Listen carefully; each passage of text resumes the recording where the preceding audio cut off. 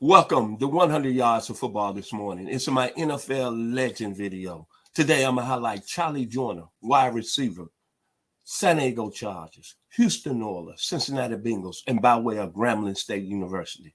So if you like the video today, please come in and share it. We'll surely appreciate it here at 100 Yards Football. And as I said before, my name is Mr. Football Vincent Turner. Charlie Joyner, Grambling State University in the house. Man, what a football player. A guy that played the position, I want to say, from a professional standpoint. But I'm going to start with Mr. Joyner. Why he became the player he did when he got to the NFL. Well, think about who he played with at Grambling State University. First of all, he played under, a lot of people say, arguably the greatest coach that ever coached the game in Eddie Robertson. Number two, look what's on the team when he played his 3 years at Grambling from 1966 to 1969. James Harris at the quarterback position. Hilton Crawford at the DB position. Frank Cornish at the defensive tackle position. Ezek Johnson at the running back position. Henry Jones at the running back position. Woody Peoples at the offensive guard. Ed Watson at the linebacker position. He played with some studs from before he even got to the NFL. But it was one thing that changed Charlie Joyner's career. He came in with the Houston Oilers as a defensive back. A lot of people don't know this. But that changed quickly.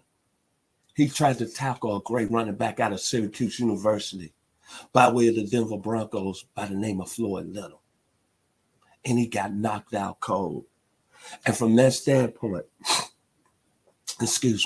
Charlie Joyner said, I'm going to the offensive side of the ball. And boy, it went into an outstanding career. But we really didn't take notice his first 8 years in the league until he got with that West Coast offense out there in San Diego. And things went off in that 1979 season. The offense, Al Cornell, the offensive coordinator, Bill Walsh, the guy that drove the bus out of University of Oregon, Dan Fouts, the running back out of Cal, Chuck Muncie, the receiver out of Arizona State by way of Dallas, Texas, John Jefferson, and the killer, most athletic tight end, probably the best that ever played the position, Kellen Winslow out of Missouri. In that season, John Jefferson ended up with 82 receptions, 1,340 yards. Charlie Joyner, 71 receptions, 1,132 yards. Dan Fouts threw for 30 touchdowns and 4,800 yards. And Chuck Muncie had over 659 yards rushing, but he averaged 5 yards a pop. And that offense was unbelievable, unstoppable. And Charlie Joyner was the head guy that led that offense. But when you look at Charlie Joyner, think about his career awards. When he retired as the leading NFL receiver in receptions, the leading NFL receiver in receiving yards, and games played. And he was voted into the Pro Football Hall of Fame in 1986. First team All-Pro in 1980. 3 Pro Bowls, 76, 78, and 80. But this is what I like about him. When you think about Charlie Joyner, you got to think about production. This when you know you're putting in your business and you work in the National Football League. Charlie Joyner ended his career with 750 receptions, 12,146 yards, 16.2 yards of reception, and 65 touchdowns. And I go back to my first point. He came into the league as a defensive back. Most of all, he played 18 seasons, 239 consecutive games at the wide receiver position. And you want to know what's funny about it? About Charlie Joyner is that in 1969, when they was voting the All-American team, it was a player by the name of Walker Gillette out of Richmond University and Carlos Alvarez out of Florida. Once that All-American team was over with in 69, Mr. Gillette and Mr. Alvarez, quiet, never heard from. But this young man from the SWAC, ended up being a Hall of Fame receiver. Had 4 1,000-yard seasons. The oldest player to play in the Pro Bowl. And think about that epic game in Miami. That 1980 playoff game. That San Diego won 41-38 in overtime. Who made that key 39-yard reception in overtime? It was a young man out of Louisiana, right outside Lake Charles. Charlie Joyner, who had 7 receptions in that game for 108 yards. And then thinking about the skill set of Mr. Joyner. Bill Walsh put this skill set about Charlie Joyner. And I think Bill Walsh, his credibility is an A+ to his highest level.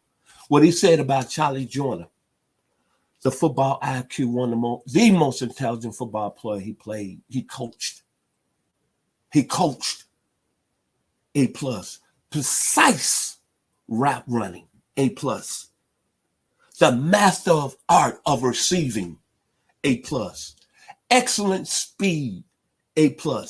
Ball reaction, A+. Third down value, can move the change, A+. Running pass patterns, as I just said, route running, A+. Lateral separation, A+. Coverage recognition, A+. The hands, A+. And reaction to catching the ball in the crowd, A+. And he took the top off the coverage, running routes, A+. And in a span of 193 games, he only missed 1 game. Charlie Joyner was a very special football player, man. That's why he's in the Hall of Fame, brother. Came in the league with the Houston Oilers from 1969 to 1972. Traded to the Cincinnati Bengals from 1972 to 1975. And then ended his career with the San Diego Chargers. 1976 to 1986. First ballot Hall of Famer. Pro Football Hall of Fame. I might have been wrong on his induction in 86, but I'll go back and get the right information when I come back on next week. But Charlie Joyner was a very, very class individual. Character, intelligence, professionalism.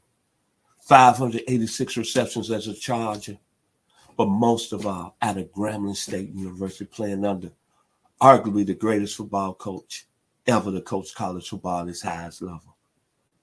We got to give kudos to Charlie Joyner. I know we mentioned all these great wide receivers, Calvin Johnson, Terrell Owens, Jerry Rice, another SWAC legend, Randy Moss. But I want you to take this today when you leave this video. Remember, Charlie Joyner, Grambling State University, the SWAC, Grambling, Louisiana, one of the best that ever done it, representing this SWAC, Charlie Joyner. If you like the video, please come in and share it. I surely appreciate it here at 100 Yards of Football. Very special thanks to my producer, Mr. Logan Landers. Thank you, Mr. Landers. And it's an honor and a pleasure to come into all your living rooms, your bedrooms, your offices to talk about all these great football players that I've done over the past few months and can continuously do it. And it's an honor to highlight all these great players that don't get their due. And Charlie Joyner is one of them. One more time, Grambling State University.